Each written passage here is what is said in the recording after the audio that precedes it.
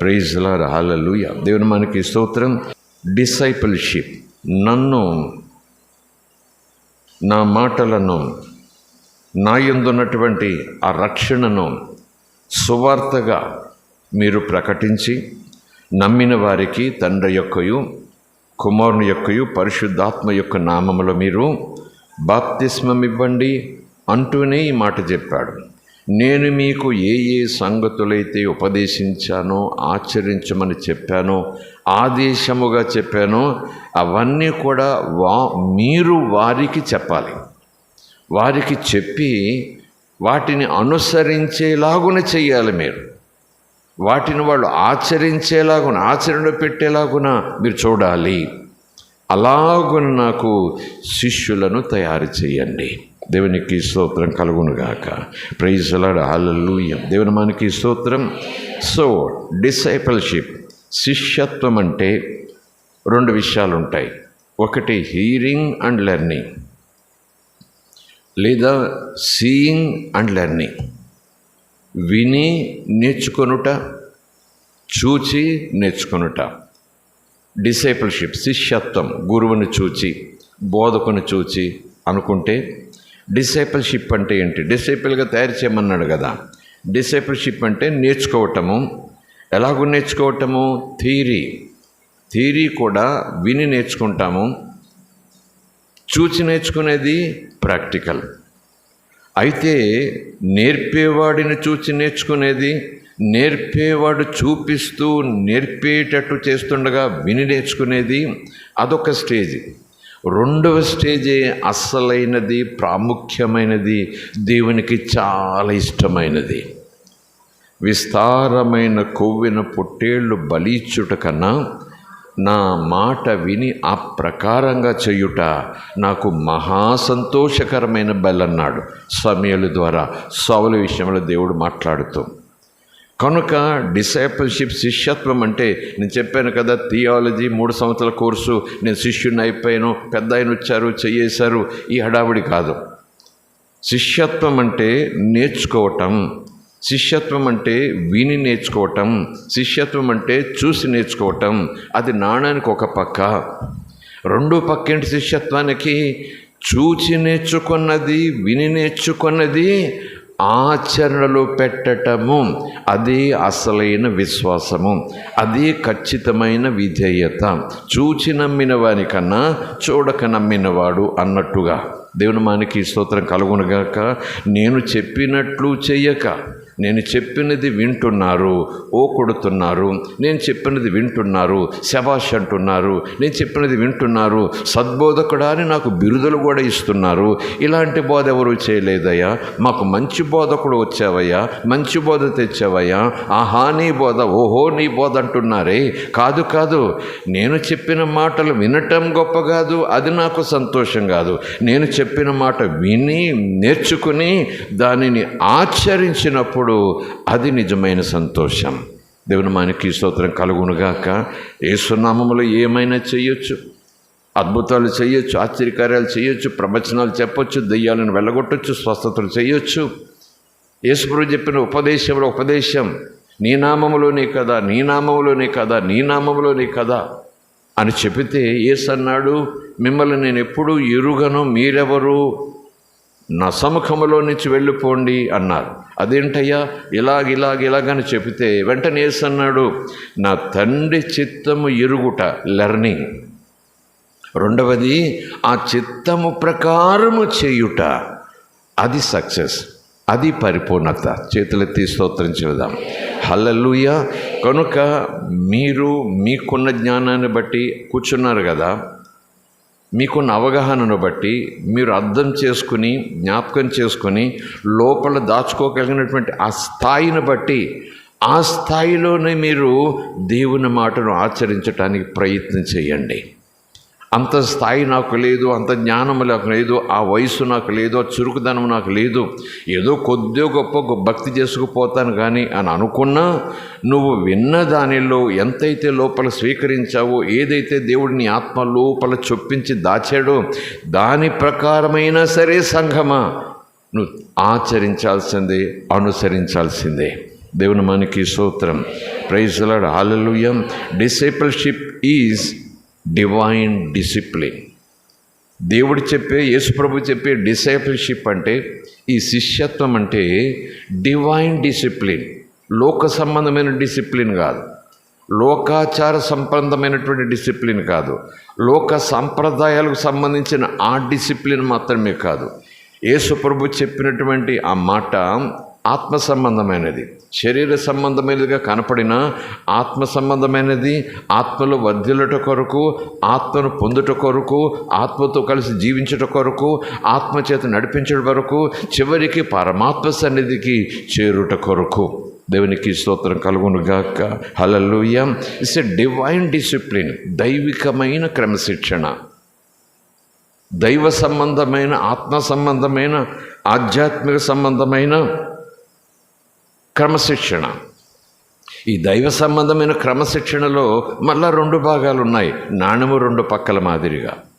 ఈ దైవ సంబంధమైన క్రమశిక్షణలో మళ్ళా 2 భాగాలు ఉన్నాయి, బోత్ కార్నల్ అండ్ స్పిరిచువల్.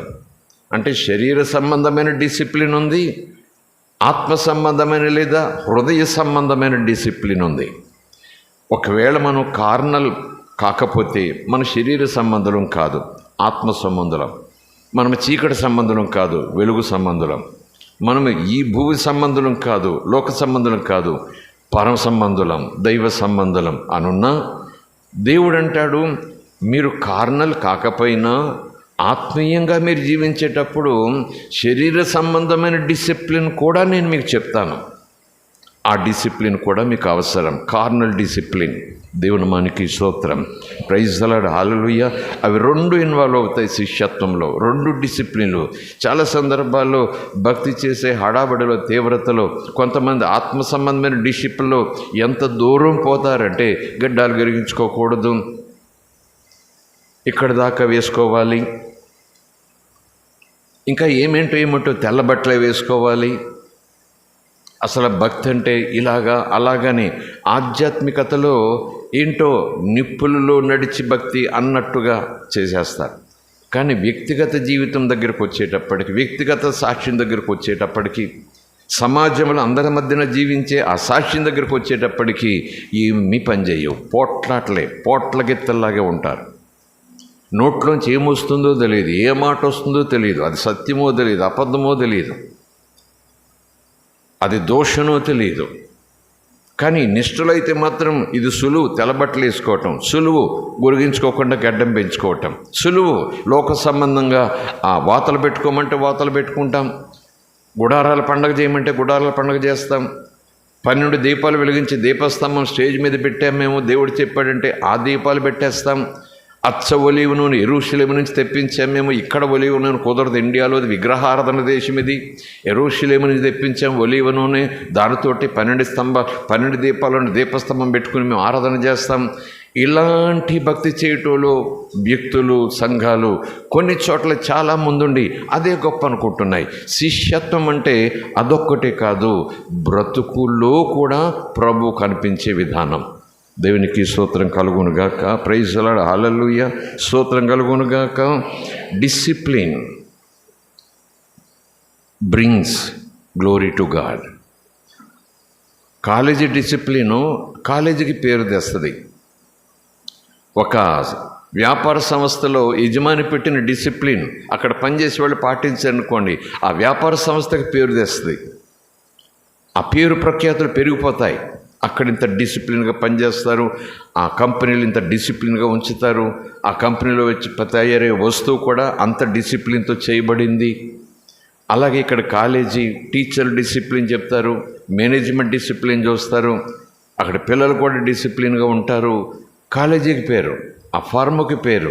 అలాగే ఆధ్యాత్మిక ఈ క్రమశిక్షణ చింతనతో కూడిన సాక్షి జీవితము దేవునికి మహిమ తెస్తుంది, దేవునికి పేరు తెస్తుంది. దేవుని మనకి స్తోత్రం కలుగునుగాక. Praise the Lord. హల్లెలూయా. స్తోత్రం కలుగునుగాక. Hallelujah. Disciplined life of a God fearing disciple believer brings more shining to his light. దేవుడు చెప్తున్న మాటలు లేదా పరిశుద్ధాత్మ ఇస్తున్న మాటలు నేను రాసుకుంటూ వస్తుంటాను. Disciplined life of a God fearing disciple. దేవుని పట్ల అకుంఠిత భయభక్తులు కలిగిన శిష్యుడు లేదా బిలీవర్, విశ్వాసి. క్రమశిక్షణ కలిగిన జీవితంతో దేవుని పట్ల భయము కలిగి ఏ వ్యక్తి అయితే ఉంటాడో విశ్వాసి, అతడు తనలో దేవుడు పెట్టిన ఆ దీపాన్ని ప్రకాశింపచేసుకునేవాడుగా అవుతాడు. దేవుని నామానికి స్తోత్రం. యేసుప్రభు చెప్పిన మాట నిన్ను జ్ఞాపకం చేసుకున్నాం. ఎవరు కూడా దీపాన్ని వెలిగించిన తర్వాత దీపాన్ని మంచం కింద కొంచెం కింద పెట్టరు కదా అని వదిలేసేయలేదు ఆయన. ఎక్కడ పెడతారు? అందరికీ కనపడాలి. ఆ వెలుగు అందరికీ కనపడాలి. నట్టింట్లో పెట్టాలి, వాకిట్లో పెట్టాలి. ఎందుకట? అలా చెప్పిన తర్వాత ఆయన అంటారు, అలాగున మీ దీపములను ప్రకాశింపనివ్వండి. దేవుని నామానికి స్తోత్రం. వెలిగించేది నేనే, వెలుగును నేనే, నా వెలుగు మీకు ఇచ్చింది నేనే. కానీ ఆ వెలుగును ప్రకాశింప చేసుకునే పనెవరిది? మీది. ఆ వెలుగును చూపించే పనెవరిది? మీది. అది వ్యక్తిగత క్రమశిక్షణ జీవితం కలిగిన సాక్ష్య జీవితం. యేసును నమ్ముకోకముందు ఎలాగున్నానో, యేసును ఎప్పుడు నమ్ముకున్నాను, యేసుడు నమ్ముకున్నప్పుడు ఏం జరిగిందంటే, యేసును నమ్ముకున్నాక ఏం జరిగిందంటే ఆ సాక్ష్యము ఆ సంవత్సరానికే సరిపోతుంది. అదే సాక్ష్యం అని అనుకుంటాము. ఆ సాక్ష్యాలతోనే మనము విశ్వాస జీవితాలు కొనసాగిస్తాము. ఆ సాక్ష్యాలు చెప్పేవారి దగ్గరగా పరిగెడతాం. కానీ దేవుడు అంటున్నాడు, మంచిదే రక్షణ సాక్ష్యం, కానీ అసలైన దేవునికి మహిమ తీసుకొచ్చే సాక్ష్యం ఎప్పుడవుతుందంటే, నువ్వు ఆ రక్షణ పొందిన నిమిషం నుంచి ఈ దిన వరకు నువ్వు బ్రతికే తీరును బట్టి ఇంకా గొప్ప సాక్ష్యం దేవునికి వస్తుంది, ఇంకా గొప్ప మహిమ దేవునికి వస్తుంది. చాలామంది రక్షణ సాక్ష్యం చెప్పుకుని దాంతోనే ఊరేగిస్తుంటారు, దాంతోనే బ్రతికేస్తుంటారు. ఆ తర్వాత వాళ్ళ మాటల తీరులో కానీ, భక్తిలో కానీ, వాళ్ళ వైఖరిలో కానీ, వాళ్ళ వస్త్రధారణలో కానీ ఎక్కడ దేవుని భయం కనపడదు, ఎక్కడ దేవుని భయం వచ్చి ఆసక్తి కనపడదు. సాక్ష్యం మొత్తం బ్రహ్మాండంగా ఉంటుంది. నిజమే కావచ్చు, అది 100% నిజమే. అందరినీ ఏడిపించేసే సాక్ష్యం అది. అందరూ కూడా అయ్యో పాపం ఎంత కష్టపడిపోయింది ఈవిడ, ఎంత కష్టపడిపోయాడు ఈయన, అమ్మమ్మో అసలు సాక్ష్యం అంటే ఇది అనేలాంటి సాక్ష్యం నిజంగా ఖచ్చితంగా 100% అవునంటూ ఉండొచ్చు. ఆ తర్వాత రక్షకుడు ఎలా నా చేయబట్టుకున్నాడు, దేవుడు నా చేయబట్టుకున్నాడు, అప్పుడు నా ఇంట్లో ఎలా మార్పు వచ్చింది, నా పిల్లలు ఎలా మార్పు వచ్చింది, ఆరోగ్యం వచ్చేసింది, ఇదొచ్చేసింది, అదొచ్చేసింది. అప్పుడు పట్టుకొని ఏసై చేయి పట్టుకొని ఏసై వదిలేశాడా, లేదా నువ్వు వదిలేసావా? ఏసై చేయి నీ చేయి పట్టుకున్నాడు, పట్టుకుని చేయిని వదిలిపెట్టినని చేయి పట్టుకున్నాడు. ఆ ఒక్క గడిలోనే, ఆ ఒక్క నెలలోనే, ఆ ఒక్క సంవత్సరంలోనే యేసు నీ చేయి పట్టుకుంటే అంత అద్భుతం జరిగిపోయింది నీ శరీరంలో, నీ జీవితంలో. మరి ఆ ఏసై చేయి పట్టుకొని ఇంకా వస్తూనే ఉన్నాడు కదా, ఎందుకు జరగటం లేదు అద్భుతం నీ జీవితంలో? నీ నడవడికలు ఎందుకు మార్పు రాలేదు? నీ ప్రవర్తనలు ఎందుకు మార్పు రాలేదు? దేవుడి చేతకాక, దేవుడు చేయలేక, దేవుడికి సామర్థ్యం లేక, దేవుడికి బలము లేక. దేవుని నామానికి స్తోత్రం. కనుక చాలామంది దైవజనులు ఈ విషయంలో హెచ్చరికగా చెప్తారు, రక్షణ సాక్ష్యం అనేది గొప్పది కావచ్చు, కానీ రక్షణ సాక్ష్యమును మించిన యేసును చూపించిన యొక్క వ్యక్తిగత ఆధ్యాత్మిక ఆ జీవిత సాక్ష్యం దేవునికి ఇంకా మహిమ తీసుకొస్తుంది, దేవుని దగ్గరికి ఇంకా అనేక మందిని ఆకర్షిస్తుంది. దేవుని మనకి స్తోత్రం కలుగునుగాక. ప్రైజ్ ది లార్డ్, హల్లెలూయా. కనుక మనలో దేవుడు పెట్టిన, యేసై పెట్టిన దీపంను ప్రకాశింపచేయాలి. దానికి ప్రకాశింపచేయాలంటే ఎలా ప్రకాశింపచేయాలి? ఆ వెలుగును ఇంకా ఎలా ఎక్కువ చేసుకోవాలి? ఆ వెలుగును ఎలా అందరికీ కనపడలే చేయాలి అనంటే ప్రభువే చెప్తున్నారు. ఆయన ఉపమానం చెప్పేది ఆయనే, ఉదాహరణ చెప్పేది ఆయనే, దాన్ని మరలా వివరించే పని కూడా ఆయనే తీసుకుంటారు. ఈ ప్రకాశం అంటే ఏంటో చెప్తాను వినండి. మీ సత్క్రియలతో ఆ వెలుగును ఎక్కువ చేసుకోవాలి. మీ సత్క్రియలతో ఆ వెలుగు యొక్క ప్రకాశం చుట్టుపక్కలకు వెళ్ళిపోయేలా. దీపం అక్కడే ఉందండి, వెలుగు చాలా దూరం పోయింది. దీపం ఇక్కడే ఉందండి, వెలుగు చాలా దూరం పోయింది. ప్రైజ్ ది లార్డ్, హల్లెలూయా. సంపంగి ఇక్కడే ఉందండి, సువాసన ఎక్కడికో పోయింది. రక్షణ పొందిన వ్యక్తి ఇక్కడ ఉన్నాడండి, అతని జీవిత సాక్ష్యం ఎక్కడికో పోయింది. స్తోత్రం కలుగునుగాక. ఈ ప్రయాస, ఈ ప్రయత్నం మనం కలిగి ఉండాలనేది దేవుని ప్రత్యేకమైన ఆకాంక్ష, వాంఛ. అందుకే ప్రభు అంటాడు, డిసిప్లిన్ లైఫ్ కలిగి ఉండే డిసైపుల్షిప్ నాకు కావాలి. అలాంటి డిసైపుల్ నాకు అవసరం. దేవుని మనకి స్తోత్రం కలుగునుగాక. హల్లెలూయా. చాలా సందర్భాల్లో మనం వింటుంటాం, క్రియల వల్ల మనము రక్షణ పొందలేదు, కేవలం విశ్వాసం ఉంచడం ద్వారా రక్షణ పొందాము, అర్చించడానికి ఏమీ లేదు. సో చివరి వరకు కూడా విశ్వాసం అలా నిలబెట్టుకుంటే చాలు, యేసు నా దేవుడు అంటే చాలు అని చెప్పేసి చాలామంది అక్కడ ఆగిపోతారు. కానీ ఎక్కువ మంది దైవజనులు అనేక లేఖనాలను పోగు చేసి ఒక చోట తీసుకొచ్చి, మరి ఈ లేఖనం సంగతి ఏంటి, ఈ లేఖనం సంగతి ఏంటి, ఈ లేఖనం సంగతి ఏంటి, విశ్వాసం అయితే చాలు ఇంకంతేనమ్మా అని చెప్పేసి అంటున్నావు. రక్షణ అయితే వచ్చింది, కానీ ఆ తర్వాత ఎలా బ్రతకాలో, విశ్వాసానికి రుజువేంటో, విశ్వాసానికి సూచన ఏంటో ఎలా తెలుస్తుంది? కనుకని యేసుప్రభు చెప్పారు, నా దగ్గరకు వచ్చారు, నా మాటలు విన్నారు, ఆ మాటలు నమ్మారు, నా మార్గంలోకి వచ్చారు, ఇప్పుడు నన్ను వెంబడించాలని ఆశపడుతున్నారు.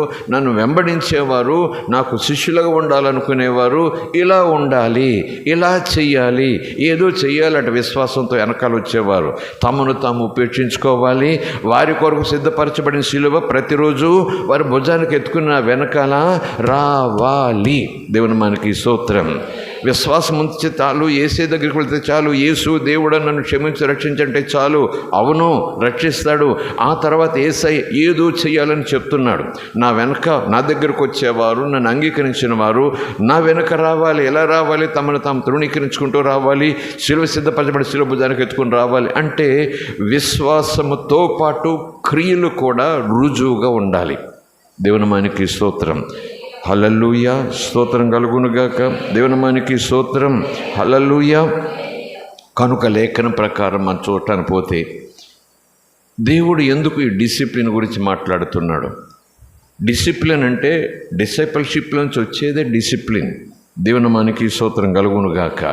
నిజానికి ఇంకో మాట చెప్పాలంటే, ఈ డిసిప్లిన్ డిసైపుల్లోంచి ఈ డిసిప్లిన్ ఎప్పుడు పుట్టుకొస్తుంది? ఒక విశ్వాసలోనికి లేదా ఒక విశ్వాసలో నుంచి ఈ డిసిప్లిన్, ఈ క్రమశిక్షణ అనే ఫలం ఎప్పుడు పుట్టుకొస్తుంది? ఎప్పుడు ఈ పుష్పం బయటకు వస్తుంది? ఈ విశ్వాసలో నుంచి అంటే దేవుని పట్ల ప్రేమ, దేవుని పట్ల అపారమైన పూజ్యభావం ఏ విశ్వాసులు ఉంటుందో ఆటోమేటిక్గా వాళ్ళల్లో నుంచి ఈ డిసిప్లిన్ వచ్చేస్తుంది బయటికి. దేవుని మనకి స్తోత్రం. హల్లెలూయా. దేవుని మనకి స్తోత్రం.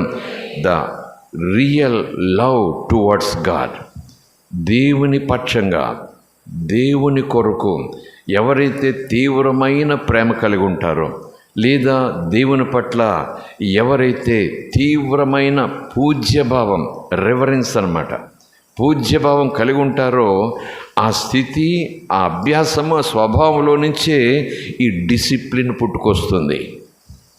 ఈ డిసిప్లిన్ ఎవరిలో లేదో ఆటోమేటిక్గా దేవుని పట్ల ప్రేమ స్థాయి ఆశించిన రీతిలో లేదు. ఆ డిసిప్లిన్ బట్టి దేవుని పట్ల ఆ వ్యక్తికి ఉన్న ప్రేమ అంతే లెవెల్ అన్నమాట.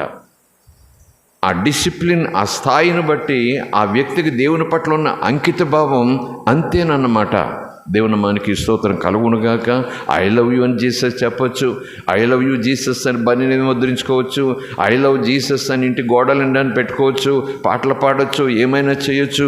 కానీ జీవిత విధానంలో యేసును మహిమపరిచే ఆ క్రమశిక్షణ జీవితం విషయంలో నేను నిర్లక్ష్యంగా ఉన్నట్లయితే నేను ప్రేమిస్తున్నాను, కానీ నా డిసిప్లిన్ లైఫ్ చెప్పేస్తుంది ఎంతగా నేను దేవుని ప్రేమిస్తున్నాను. నా ఇండిసిప్లిన్ లైఫ్ చెప్పేస్తుంది ఎంతగా ప్రేమిస్తున్నానని చెప్పుకుంటూ నన్ను నేను మోసం చేసుకుంటున్నాను.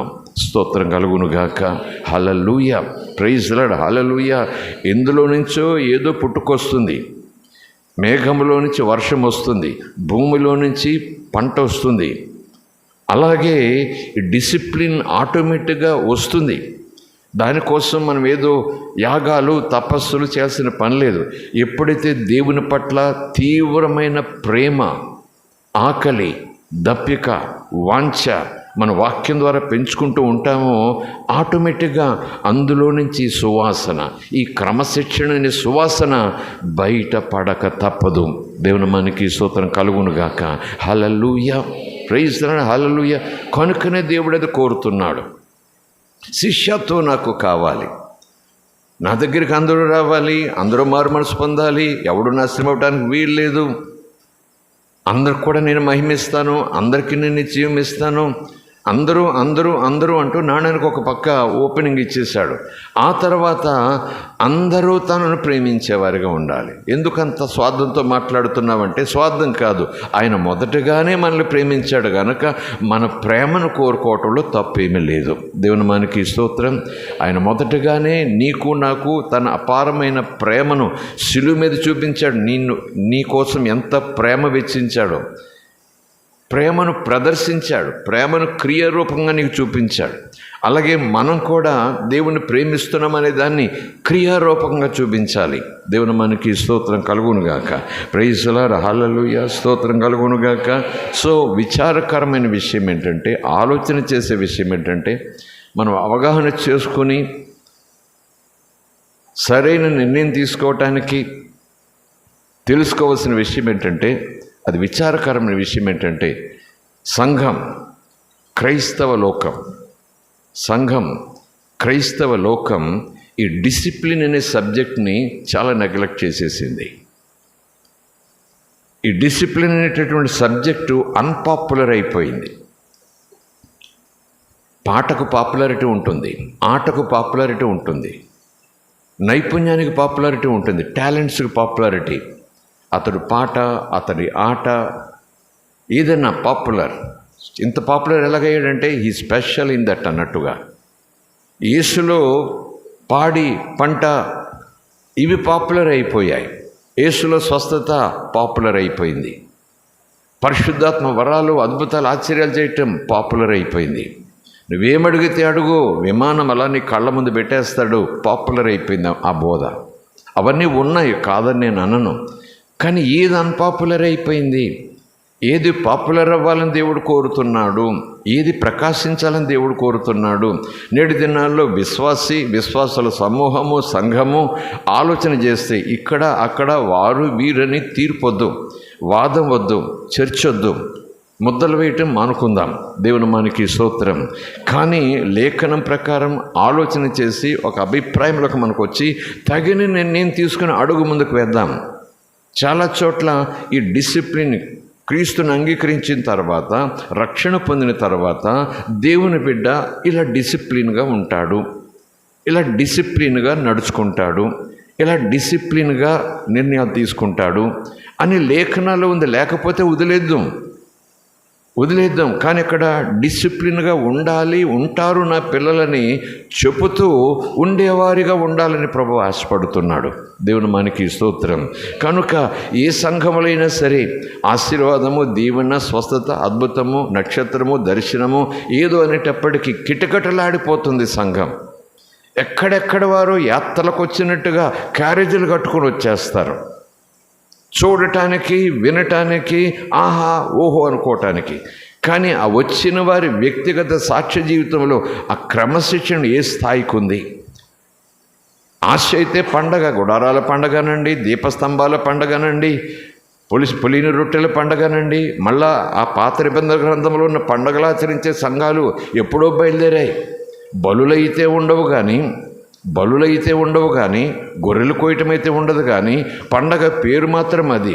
ఆ పండగలో క్రీస్తుని చూపిస్తూ వాక్యం చెప్పుకుంటారు, తిరునాళ్ళకు పోయినట్టుగా వెళ్ళిపోతారు, అందులో పాల్గొంటే మహాభాగ్యం అనుకుంటారు, అందులోకి వెళ్ళొస్తే ఇంక పరలోకంలో టిక్కెట్ ఇంకా గ్యారంటీ అనుకుంటారు. ఓకే కాదని నేను అనను. కానీ ప్రభు అంటున్నాడు, ఈ పండగకు ఆ పండుగకు వెళ్ళి ఇంత ప్రయాసపడి వచ్చిన తర్వాత ఆ తర్వాత నెలలో నీ బ్రతుకు ఎలాగుంది, ఆ తర్వాత నెలలో దేవుని పట్ల ఇచ్చిన గౌరవం ఎలాగుంది, ఆ తర్వాత నెలలో నువ్వు ఏం మార్చుకున్నావు, ఏ విషయంలో సరి చేసుకున్నావు అని దేవుడు అడిగితే, ఆ పండగకెళ్ళి వచ్చాను చాలు. ఎక్కడికి వెళుతున్నదిగా కొంతమంది బట్టలు వేసుకుని సంవత్సరానికి ఒకసారి 2 సార్లు, మొదటిసారి వెళితే ఇలాగా, రెండోసారి వెళితే ఆ రంగు, మూడోసారి వెళితే ఈ రంగు, చివరికి వస్తే ఈ రంగు, ఎన్నిసార్లు అక్కడికి వెళ్ళొచ్చాడు ఆయన ఇలాగా అని చెప్పేసి అంటున్నాం కదా. ఇవి సరిపోతున్నాయి. అదే ప్రభు బాధతో దుఃఖంతో చెప్తున్నాడా, ఆత్రతతో ఒక ఆశ కలిగి చెప్తున్నాడా మనం అర్థం చేసుకుంటే, అందరూ కూడా ఇలాగ వెళ్ళొచ్చాను, ఇక్కడికి వెళ్ళొచ్చాను, ఆహా ఓహో భక్తి చేసి వచ్చాను అంటున్నారే తప్ప అక్కడ భోజనాలు ఎలా పెట్టారంటే, ఎన్ని వేల మంది వచ్చారంటే ఇదే చెప్పుకుంటున్నారు తప్ప నీలో ఏం జరిగింది, డిసిప్లిన్ ఏమైనా పెరిగిందా, దేవుని మహిమకరంగా జీవించే విధానం ఏమైనా ప్రారంభించావా, అక్కడ ఏమి నేర్చుకుని వచ్చావు, ఏమి వచ్చావు, అందులో ఒక్కటైనా పాటించావా అని పరిశుద్ధాత్మ అడిగితే వినే తీరిక లేదు, వినే ఓపిక లేదు, సమాధానం చెప్పే ఆ భయం కూడా అసలు లేదు. నేటి దినాల్లో ఈ డిసిప్లిన్, సంఘం డిసిప్లిన్గా ఉండాలి, క్రమశిక్షణతో ఉండాలి, దేవుని పట్ల భయం కలిగి ఉండాలి, మంచి సాక్ష్యం కలిగి ఉండాలి. లేఖనాలు ఎన్నెన్నో అపస్తుల ద్వారా పరిశుద్ధాత్మ రాయించాడు సంఘంలో. ఎలాగుండాలి, ఎలాగుండకూడదు, ఏం చేయగాలి, విశ్వాసంలోకి వచ్చిన తర్వాత ఎలా మనం ఉండాలయ్యా అని చెప్పి తీరంతా కూడా క్రమశిక్షణే కదా, అపస్తుల బోధంతా కూడా క్రమం నేర్పించేదే కదా. దేవుని మనకి స్తోత్రం కలుగునుగాక. హల్లెలూయా. కొంతమంది క్రమశిక్షణ పేరుతో రక్తం కారేలాగానే దూషిస్తారు విశ్వాసుని. మరలా చెప్తున్నాను, ఏదైనా అతి కుదరదు, ఏదైనా సరే అతి కుదరదు, తీవ్రవాదం కుదరదు. ఏదైనా సరే వాక్యానుసారంగా యేసయ్య చెప్పిన రీతిగానే ముందుకెళ్ళాలి. దేవుని మనకి స్తోత్రం కలుగునుగాక. హల్లెలూయా, ప్రైజ్ లార్డ్, హల్లెలూయా. కొన్ని సంఘాల్లో క్రమశిక్షణ పేరుతో నిద్ర పట్టకుండా చేసేస్తారు విశ్వాసులకి. క్రమశిక్షణ పేరుతో కూర్చుంటే భయపడతారు, నుంచుంటే భయపడతారు, బైబిల్ పట్టుకోవటం భయపడతారు, చేతులు ఎత్తటంలో భయపడతారు. అలాగైనా చేతులు ఎత్తటం, అలాగైనా బైబిల్ పట్టుకోవటం, అలాగైనా బైబిల్ చదవటం అంటూ అమ్మో ఎంత ఎంత ఎంత ఎంత అంత ఈ భక్తి చేటు చేయగలరు, కానీ మానసికమైన డిసిప్లిన్ ఎంతమంది నేర్పగలుగుతున్నారు? దేవుని మనకి స్తోత్రం కలుగునుగాక. హల్లెలూయా, ప్రైజ్ లార్డ్, హల్లెలూయా. శరీర కార్యాలు మనకు తెలుసు. హృదయం ఎందుకు లోపలికి వెళ్ళేది కాదు, లోపల నుంచి వచ్చేదే మనిషిని పాడు చేస్తుంది, హృదయం నుంచి వచ్చేదని యేసుప్రభు చెప్పారు. అక్కడ ఒక లిస్ట్ ఇచ్చారు. గలతీయులకు రాసిన పత్రికలో శరీర కార్యాలు ఎలాగుంటాయంటే అని ఒక లిస్ట్ ఇచ్చాడు. మరొక చోట ఇలాగ చేసేవారు, ఇలాగ చేసే విశ్వాసులు ఎవరు కూడా పరలోక రాజ్యం చేరరు సుమ అన్నట్టుగా అపొస్తలుడైన పౌలు కూడా ఖచ్చితంగా ఒక మాట చెప్పాడు. అది మానసికమైన సిద్ధపాటు కూడా, కేవలం భక్తిలో వస్త్ర విషయం ఈ విషయంలోనే మాత్రం కాదు, కానీ ఈ కామ, క్రోధ, మోహ, మదమాత్సర్య, ఈర్ష్య, ద్వేష, వాద, వివాద, కలహం, కోపం, మత్సరం, హత్యలు, తీర్పు తీర్చుకోవటాలు ఇవన్నీ తగదు అంటున్నాడు. ఈ డిసిప్లిన్లో ఉండాలి, వీటికి మీరు దూరంగా ఉండాలి, వీటిని మీరు జయించాలి, వీటికి అతీతంగా మీ ఆధ్యాత్మిక జీవితాన్ని కట్టుకోవాలి. దేవుని మనకి స్తోత్రం. Praise Lord, hallelujah. స్తోత్రం కలుగునుగాక. ప్రైజ్ లార్డ్, హల్లెలూయా. సో మనం ఇది అర్థం చేసుకోవాలి. నేటి దినాల్లో విశ్వాసకి ఈ డిసిప్లిన్ అనే మాట కొంచెం చిరాకు. వస్త్రంలో చీపురుములు కూర్చుకుంటే ఎలా ఉంటుంది, ఇబ్బంది ఫీల్ అవుతాడు. వచనాలు డిసిప్లిన్ గురించి ప్రభు మాట్లాడుతూ ఉంటే కొంచెం ఇరిటేటింగ్గా కూర్చుంటాడు. ఎప్పుడు పోదామా బయటకు అనుకుంటాడు. ఇదేం బోధ బాబా అనుకుంటాడు. అందరికీ ఐస్ క్రీమ్ లాంటి బోధలే కావాలి, అంతే కదా, అలాంటి బోధలే కావాలి. ప్రభు అంటున్నాడు, శిష్యత్వం అంటే శిష్యులుగా మీరు తయారవ్వాలి, ఐస్ క్రీములు కాదు, శిష్యులుగా మీరు తయారవ్వాలి.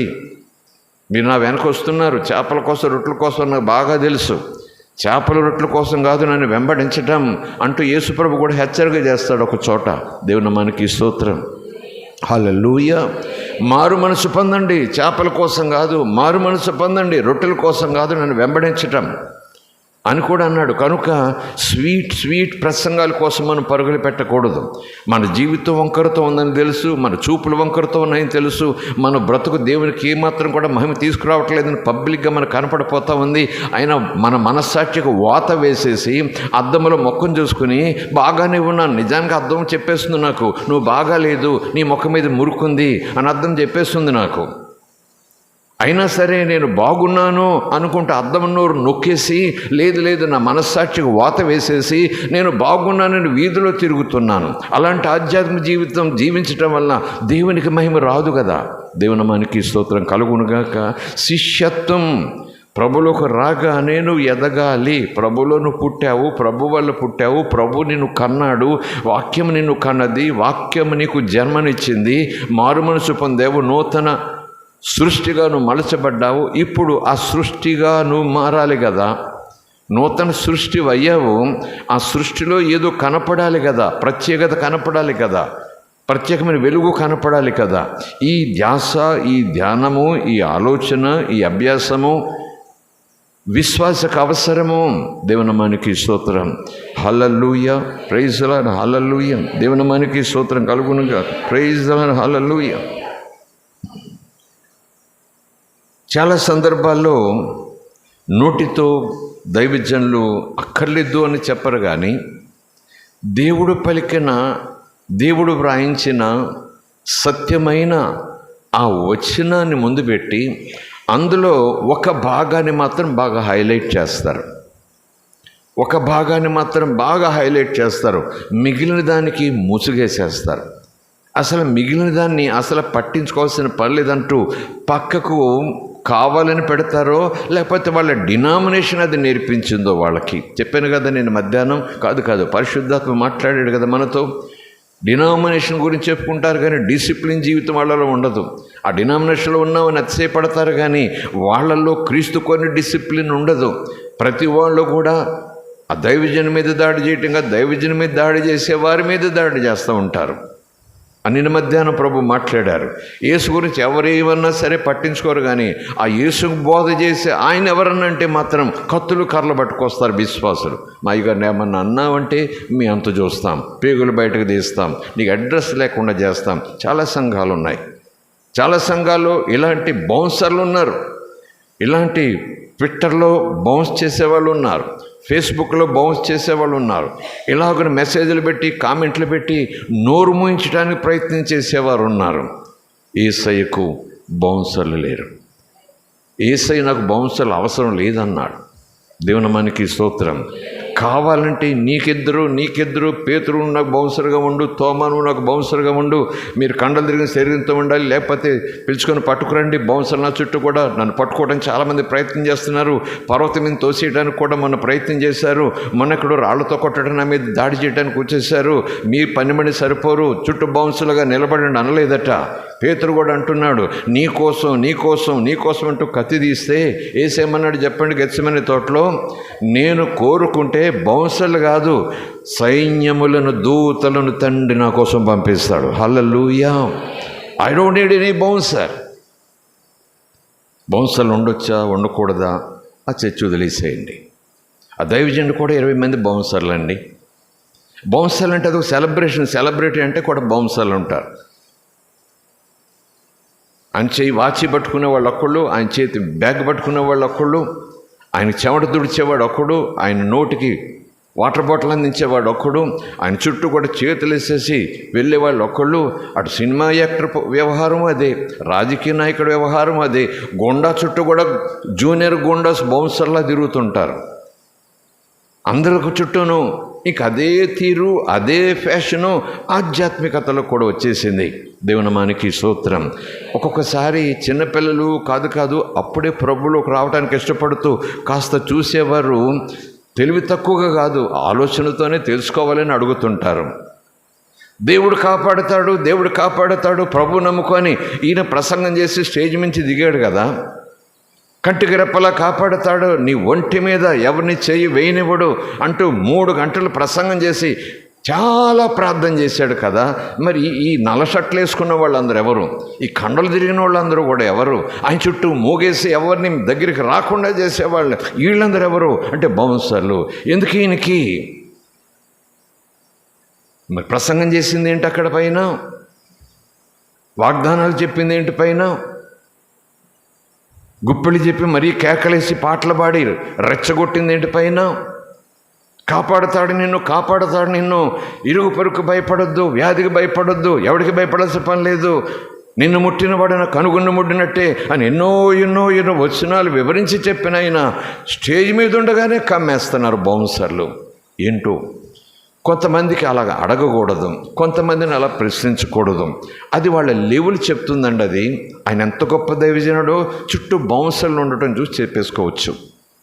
అది నేటి తీరు. నా చుట్టూ 4 బౌన్సర్లు పెట్టుకుంటే నా ప్రసంగం అనవసరం, నా అభిషేకం అనవసరం, నాకు దేవునిలో ఉన్నటువంటి ఆకాంక్ష అనవసరం. నా చుట్టూ ఉన్న హడావుడి చూసి ఈయన చాలా గొప్ప దైవజనుడు, ఈయన చాలా గొప్పోడు, ఈయన పిలుచుకోవాలి, ఈయన చాలా గొప్పోడు, ఈయన కానుకలు ఇవ్వాలి, ఈయన చాలా గొప్పోడు, మామూలుడు కాదు, లేకపోతే ఎంతమంది ఎందుకు ఆయన కూడా ఉంటారు అని చెప్పుకొని ఈ భ్రమలోనికి విశ్వాసం తీసుకెళ్ళే ఈ పరిచర్య తప్ప, లోక ఫ్యాషన్స్తోనే వెళుతున్నాను తప్ప ఆత్మ ఫ్యాషన్లకు ఎవరు రావట్లేదు, ఆత్మ డిసిప్లిన్లోకి ఎవరు రావట్లేదు, ఆత్మచేత నడిపించబడటానికి ఎవరు రావట్లేదు. దేవుని నామానికి స్తోత్రం కలుగునుగాక. Praise the Lord. హల్లెలూయా. దేవుని నామానికి స్తోత్రం. హల్లెలూయా. వేదిక మీద నేను మాట్లాడతాను, బహుశా ఎవరైనా మాట్లాడతారు, ప్రేమ గురించి మాట్లాడతారు, ఎవరిని చిన్న చూపు చూడకూడదు అని చెప్పేసి ఎన్నో రెఫరెన్స్లు ఇచ్చి అనుభవాలు చెప్పి మాట్లాడేస్తారు.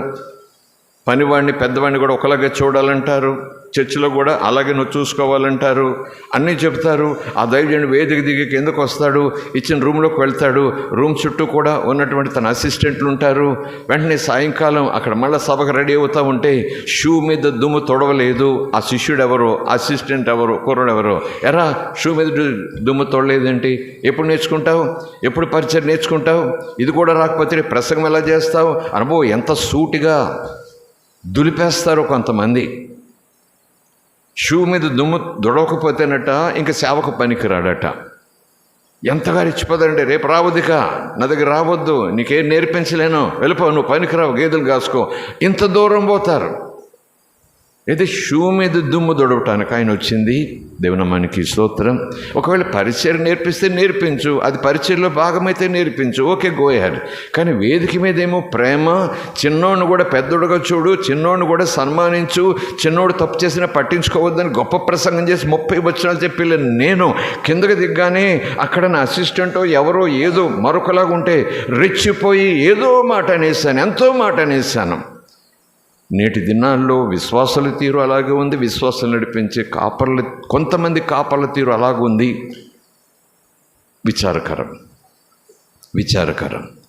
థియరీ ఎక్కువ వెళుతుంది కానీ ఎక్కడా ప్రాక్టికల్స్ కనపట్టలేదు. మర్మాలతో ప్రసంగాలు వెళ్ళిపోతున్నాయి కానీ బ్రతుకులో ఆ మర్మం కనపట్టలేదు. బ్రతుకంత రహస్యంగా ఉంటా ఉంది. దేవుని నామానికి స్తోత్రం కలుగునుగాక. Praise the Lord. హల్లెలూయా. స్తోత్రం కలుగునుగాక. Praise the Lord. Hallelujah. Praise the Lord. Hallelujah. ఈ డిసిప్లిన్ విషయంలో ఎందుకు సంఘం నిర్లక్ష్యం చేయగలుగుతుంది? కావాలని కాదు, వాళ్ళు విన్న వచనము అది నేర్పింది కనుక అదే వాళ్ళు అర్థం చేసుకున్నారు. చెప్పాను కదా, ఒక సత్యం తీసుకున్న తర్వాత ఆ వచనంలో కొంత భాగాన్ని హైలైట్ చేసి ఇంకంతే, యేసునందు విశ్వాసం ఉంచము అప్పుడు నువ్వు రక్షించబడతావు. మరొక చోట ఉంది, యేసునామ నోటితో ఒప్పుకో అప్పుడు నువ్వు రక్షించబడతావు. మరొక చోట ఉంది, యేసునామలో ఎవరైతే ప్రార్థన చేస్తారో వాళ్ళు రక్షింపబడతారు. ఎన్నున్నాయో, యేసునందు విశ్వాసం ఉంచము అప్పుడు నువ్వు రక్షించబడతావు. చాలా సింపుల్గా 1 2 3 ఇదెంత భాగ్యం అండి, ఇది ఎవరు చేయలేరండి అన్నట్టున్నాయి. కానీ మిగిలిన వచనాలు ఏమైపోతాయి, మిగిలిన ఆదేశాలు ఏమైపోతాయి, యేసు చెప్పిన మాట ఏమైపోతుంది? దేవుని నామానికి స్తోత్రం కలుగునుగాక. ఒక ఉదాహరణ, ఎఫెసీయులకు రాసిన పత్రిక 2వ అధ్యాయం.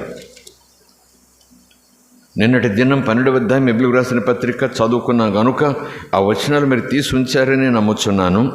జ్ఞాపకం చేస్తాను, మత్తయి సువార్త 28వ అధ్యాయంలో చివరి వచనాలు చదువుకున్నామని చెప్పాను కనుక ఆ వచనాలు కూడా మీరు తెరిచి ఉండాలి. కనుకనే అది అంశాన్ని నేను ముందుకు తీసుకెళ్తూ మరొక కోణంలో నుంచి కొన్ని మాటలు నేర్చుకుంటూ వస్తున్నాం.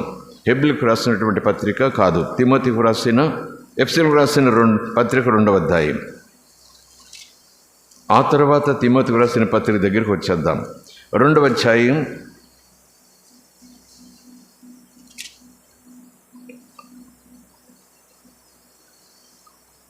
8-9 వచనాలు. మీరు విశ్వాసము ద్వారా కృపచేతనే రక్షించబడి ఉన్నారు. అంటే you are saved by grace through faith alone. కేవలం విశ్వాసం ఉంచుట ద్వారా, కేవలమైన కృప చొప్పున మీరు రక్షించబడ్డారు.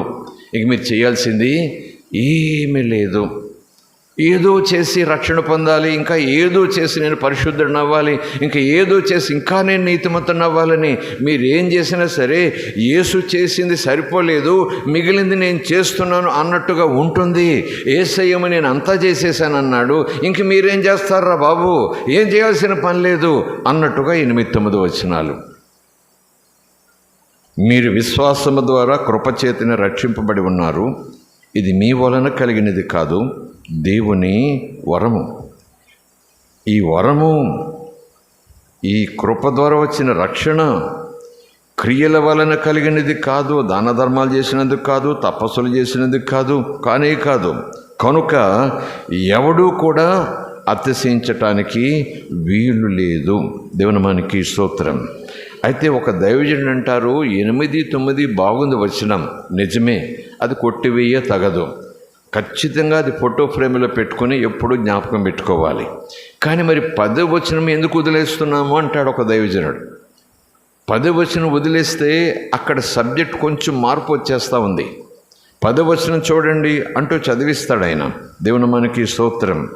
క్రియల వలన కలిగినది కాదు, కనుక క్రియలను బట్టి ఎవడూ అతిశయపడటానికి వీలు లేదు అంటూ 10వ వచనం ఇంకా కంటిన్యూటీ ఏముంది, మరియు వాటి యందు, క్రియల వలన కలిగినది కాకపోయినా ఆ క్రియల యందు, మరియు వాటి యందు అంటే క్రియల యందు, క్రియలు చేయుట యందు అలాగున నడుచుకునవలెనని దేవుడు మనలను ముందుగానే సిద్ధపరిచిన సత్క్రియలు చేయుటకై. సత్క్రియల ద్వారా మనం రక్షింపబడలేదు, కానీ రక్షణ పొందిన తర్వాత మనం సత్క్రియలు చేయాలనేది దేవుని ఉద్దేశం. దేవునికి స్తోత్రం. 10వ వచనం అదే కదా, మరియు వాటి యందు మనము నడుచుకొనవలెనని దేవుడు ముందుగా సిద్ధపరిచిన సత్క్రియలు. ఇందా చెప్పాం కదా, మీ వెలుగును ప్రకాశింపనివ్వండి. ఆ ప్రకాశం అంటే ఏంటి? సత్క్రియలు అనే ప్రకాశం, సత్క్రియలు అనే వెలుగు అందరికీ చూపించండి. రక్షణ పొందారు కదా, మీ రక్షణ ఖచ్చితమైంది, మీ రక్షణ ఏమాత్రం కూడా లోటు లేనిది. అసలు మీ రక్షణ విషయంలో డౌట్ పడాల్సిన పని లేదు, మీ రక్షణ విషయంలో అసలు ఏ మాత్రం సందేహించాల్సిన పని లేదు. ఎందుకంటే రక్షణ, సత్యమైన రక్షణ, నిజమైన రక్షణ పొందినవాడు సత్క్రియలు చేయుట యందు పోరాడతాడు, పట్టుదల కలిగి ఉంటాడు. దేవుని మనకి స్తోత్రం. సత్క్రియలు చేయాలని ఆకాంక్షతో ఉంటాడు, సత్క్రియలు చేయాలనేటటువంటి ఒక దప్పిక, దాహం, ఆకలి కలిగి ఉంటాడు. ఎక్కడ కూడా రాజీ పడడు లోకంతో కలిసిపోవటానికి. లోకంలో ఉన్నా సరే దేవుని అనుసరించడానికి రోషంగా నిలబడతాడు. రక్షణ. దేవుని మనకి స్తోత్రం. ఎందుకలాగా చేస్తాడు? పాపి కదా, బలహీనుడు కదా. లేఖనం చెప్తా ఉందా మరొక చోట, రోమీయులకు రాసిన పత్రికలో, క్రీస్తునందున్న వారికి ఏ శిక్షా విధి లేదు. మరొక చోట వ్రాయబడింది, పౌలు చెప్పారు, క్రీస్తునందున్నవాడు నూతన సృష్టి. నూతన సృష్టి. సక్కం మారాడు కాదు, సక్కం మారాడు, కాళ్ళ వరకు మారాడు, మొల వరకు మారాడు, 10% మారాడు, 20% మారాడని కాదు. నూతన సృష్టి. Is totally a new creation. Totally new creation. దేవుని మనకి స్తోత్రం కలుగునుగాక. క్రీస్తునందు ఎప్పుడైతే మనం వచ్చేస్తామో we're totally a new being. దేవునికి పిల్లలం, న్యూ బీయింగ్. కొత్త నూతన సృష్టి అయినప్పుడు ఇంకా పాతవని ఎందుకు రావాలి అనేటటువంటి ఆలోచన ఒకరికి వస్తుంది. కనుకనే దేవుని వాంచేటు నువ్వు నూతన సృష్టివి కనుక, నీలోనికి నూతన హృదయం దేవుడిచ్చాడు కనుక, ఆ నూతన హృదయాన్ని ఎలా మలుచుకోవాలి? నువ్వు సత్క్రియలు చేస్తూ క్రీస్తు స్వభావంలోనికి నువ్వు రావటానికి ప్రయత్నం చేయాలి. దానికి నేను సహాయం చేస్తాను అంటాడు ప్రభు. దేవునికి స్తోత్రం కలుగునుగాక. క్రియల వలన మనకు రక్షణ కలగలేదు, కానీ అలాగని అతిశయపడటానికి అసలు వీలు లేదు. కానీ వాటి యందు, క్రియల యందు మనం నడుచుకొనవలెనని. అలాగున నడుచుకొనవలెనని అంటే అర్థమని చెప్పండి. నడవడిక, ప్రవర్తన, చక్కటి సాక్ష్య జీవితం, రక్షింపబడిన సమయంలో నడవడిక మాత్రమే కాదు, రక్షణ పొందిన తర్వాత నడవడిక. అలా నడుచుకొనవలెనని దేవుడు ముందుగా ఎప్పుడో సిద్ధపరిచిన మంచి పనులు, సత్క్రియలు చేయుటకై మనము క్రీస్తు యేసునందు సృష్టింపబడిన వారమై ఉన్నాము. క్రీస్తు ద్వారా నూతన సృష్టి అయిపోయాము. క్రియల వల్ల క్రీస్తులోనికి రాలేకపోయినా క్రీస్తులోకి వచ్చిన తర్వాత క్రీస్తుకు మహిమ తెచ్చుటకు క్రియలు చేయు ఉద్దేశంతో దేవుడు మనలను క్రీస్తులో దాచాడు. దేవునికి స్తోత్రం. మరలా ఒకసారి చదవండి, మీకు ఇంటికి వెళ్ళిన తర్వాత మరలా చదవండి, ఎంతగా దేవుడు ఆత్మనేత్రాలు తెరుస్తాడో. డిసిప్లిన్ జీవితం జీవించాలి అని ఒక తపన నీలో, ఒక వల్కను అగ్నిపర్వతాలకు నీలోంచి రావాలంటే ఇలాంటి వచనాలు మనసు నిండా నిండిపోవాలి. దేవునామానికి స్తోత్రం కలుగునుగాక. క్రీస్తు యేసునందు మనము సత్క్రియలు దేవుని చిత్తానుసారంగా దేవుడు ముందనుకున్నటువంటివి చేయటానికే దేవుడు మళ్ళీ నూతన సృష్టిగా చేశాడు. దేవుని ద్వారా మనం నూతన సృష్టిగా మారిపోయాము. దేవుడు మళ్ళీ నూతనంగా సృష్టించాడు. మనం మరలా పుట్టాము. నీటి మూలముగా పుట్టాము, ఆత్మ మూలముగా పుట్టాము.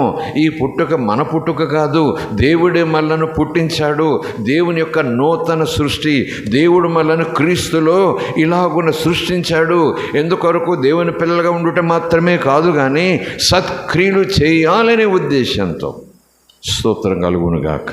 Praise the Lord. హల్లెలూయా. దేవునామానికి స్తోత్రం.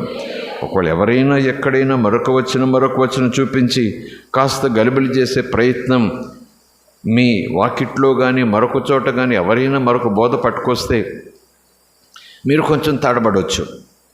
ఏం చెప్పలేము అయ్యగారి దగ్గర తీసుకెళ్తే తెలుస్తుంది అని అనుకోవాల్సిన పని లేదు. ఇలాంటి ఒకటి వచ్చిన దగ్గర పెట్టుకోండి, ధ్యానం చేసుకోండి. మనం ఏం చేయక్కర్లొద్దు, రక్షణ కోసం ఏం చేయక్కర్లొద్దు, నిజమే. కానీ నువ్వు పొందినటువంటి రక్షణను నువ్వు కాయపరచుకోవాలి. నువ్వు పొందిన రక్షణ సత్యం అనేది నీలో నుంచి వచ్చే ఆ ప్రవర్తన నీకు చెప్పేస్తుంది. దేవునామానికి స్తోత్రం. Praise the Lord. హల్లెలూయా. దేవునామానికి స్తోత్రం కలుగునుగాక. హల్లెలూయా. ఈ విషయంలో ఒక ఆయన చిన్న సాక్ష్యం చెప్తారు. ఆయన దైవజనుడే. సౌత్ ఆఫ్రికాలో ఒక పట్టణానికి సువార్త సేవ చేయటానికి, సభలో మాట్లాడటానికి ఆహ్వానించబడగా వెళ్ళాడు. 2-3 రోజులు సాయంకాలం పూట కాసేపు షాపింగ్ బజార్కి వెళ్ళాడు. ఆయనకు సెంట్లు అంటే అత్తర్ అంటే చాలా ఇష్టం. సౌత్ ఆఫ్రికాలో కొన్ని కంపెనీలు ఉంటాయి. ఆ బ్రాండ్ అంటే కొంతమందికి చాలా ఇష్టం, చాలా ఫేమస్, చాలా ఖరీదు కూడా. వెంటనే షాప్లోకి వెళ్ళాడు. పలానా సెంట్ ఉందా అని అడిగాడు. ఓ ఎస్ ఉంది అన్నాడు. ఎంత అన్నారు. ఆ వాల్యూ చెప్పాడు. ఇంతేనా? అమెరికాలో ఇంత ఉంది, జర్మనీలో ఇంత ఉంది. ఇంతే ఏంటి? బాటిల్ చూస్తే అదే, లేబుల్ చూస్తే అదే, కంపెనీ చూస్తే అదే అంటే లేదంటే అని మూత తీసి ఇలా చేతి మీద రాస్తే స్మెల్ కూడా అలాగే ఉంది, కావాలంటే చూసుకున్నాం. మరి అది అక్కడ $100 ఉండటం ఏంటి, మీ దగ్గర $30 ఉండటం ఏంటి? అయితే 3 ఇవ్వండి అన్నాడు. ఎందుకంటే 3 ఇక్కడ తీసుకుంటే అక్కడ 300 కలిసి వస్తుంది కదా అని. 3 ఇవ్వండి అన్నాడు. ఈ చేతి మీద రాశాడు కదా, షర్ట్ మీద రాశాడు కదా. గంట, 2 గంటలు, 3 గంటలు సభ అయిపోయింది. రూమ్కి వెళ్ళిపోయాడు. ఆ తర్వాత గుర్తొచ్చింది. ఏది? షాపింగ్ చేసిన తర్వాత రూమ్లో పెట్టేసి సభకి వెళ్ళిపోయాడు. మళ్ళీ వచ్చాడు. ఆహా, చాలా చీప్గా ఖరీదైంది ఇక్కడ నాకు దొరికింది, అక్కడ వెళ్ళగానే ఫ్రెండ్స్ అందరికి ఇవ్వచ్చు, ఎంత చీప్గా కొన్నానో అనుకుంటూ ముచ్చటగా మళ్ళా ఆ బ్యాగ్ ఓపెన్ చేసేటప్పటికి చటాలని ఒక ఆలోచన వచ్చింది. ఏం ఆలోచన అంటే, ఆ చెయ్యి ఆ షర్ట్ మీద రాయించుకున్నావు కదా, ఒకసారి చూడంటే ఏం లేదు, మురికోసం వస్తుంది. ఆ షాపులో ఉన్నంతసేపు చాలా ఒరిజినల్. రూమ్కి వచ్చాడు, ఇంకా ఉంది వాసన. సభకి వెళ్ళాడు, ఇంకా ఉంది వాసన.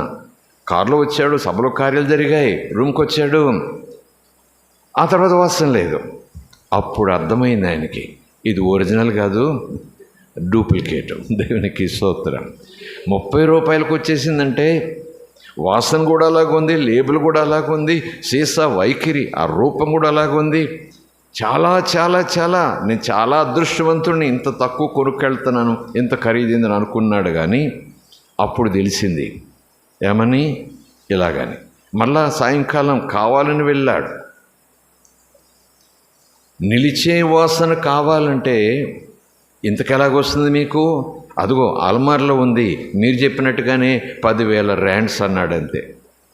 అదే ముందు ఇవ్వచ్చు కదా అని అంటే ఏమో అందరూ ఇదే కోరుకుంటున్నారు. అందరూ బ్రాండ్ చెప్తారు, అందరూ లేబుల్ చెప్తారు, అందరూ సీసా చెప్తారు, ఓసారి కొంచెం శాంపుల్ అయ్యి అంటారు, చూసుకుంటారు, నాకు ఇదే కావాలి, నాకు ఇదే కావాలి, మాకు ఇదే కావాలి అంటారు. తీసుకోండమ్మా అంటారు. నేను మాకైపోయింది వ్యాపారం, తీసుకోండమ్మంటున్నాను, పట్టుకుపోతే అందరికీ ఇదే కావాలి, మీకు మాత్రం వాసన ముఖ్యమంటున్నారు, 10,000 అన్నా సరే అదే కావాలంటున్నారు. ఈ మధ్యాహ్నం ఆ దైవజన మాట ద్వారా ఏం చెప్పడానికి ప్రయత్నం చేస్తున్నానంటే, లోకానికి ఏం కావాలో మనకు అనవసరం. సువాసన, ఇప్పుడు క్రీస్తు సువాసన ఖరీదు. నువ్వు చాలా వెచ్చించాలి. దేవుని మనకి స్తోత్రం. నువ్వు చాలా ప్రయాసపడాలి, నువ్వు చాలా అభ్యాసం చేయాలి, నువ్వు చాలా త్యాగం చేయాలి, నువ్వు చాలా పట్టుదలతో ఉండాలి. దేవుని మనకి స్తోత్రం కలుగునుగా.